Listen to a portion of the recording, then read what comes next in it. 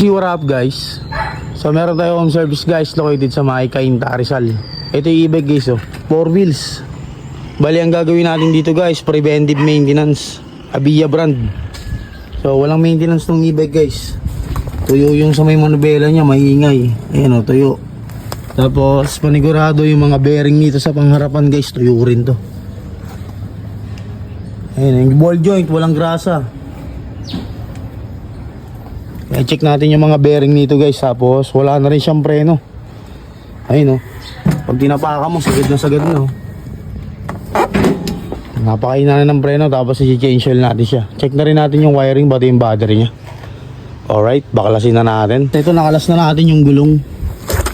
Dapat dito guys, itong hub niya nahuhugot lang ito no, kaya lang di siya mahugot. May stock up na. Yan, kalasin natin, tingnan natin.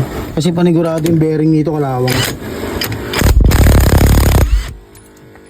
Guys, ayun o, diba? So bago lang tong e-bike na to guys, wala pang 1 year to. Tingnan mo yung bearing, kalawang na, sira na yung bearing niya guys. Wala kasing maintenance to, wala kasing grasa to simula nung nakuha to sa kasa o sa pinagbilan. Panigurado ganun din yung bearing yan dito, kaya tuyo rin yung ball joint. Ganun din yung kabila guys. Kaya panigurado magpapalit tayo ng mga bearing nito. Ayun, wala siyang magrasa-grasa guys. Tapos panigurado yung bearing dito, tuyo rin ito. Tingnan natin. Ayun o, kalawang yung tornilyo. Oh. Tuyo rin to guys. Meron naman, may grasa naman, kaya nakapiraso lang. Guys, bali sa may arm niya, ito yung bearing guys oh. Tuyo, wala siyang grasa. Ganun yan, kabilaan din, ayun oh. Pero hindi natin papalitan yan guys kasi okay yan. Gagrasahan lang natin. Bali dito lang tayo magpapalit ng bearing guys sa gando. Bulitas na ilalagay natin. Siyempre pulpakan muna natin ng grasa yan. Ayun na guys, bago na bearing yan. Puno na rin ng grasa yan. Pati yung dito niya, yung bearing sa may arm sa loob, puno na rin ng grasa. Ball joint, puno na rin ng grasa. Pati itong ball joint.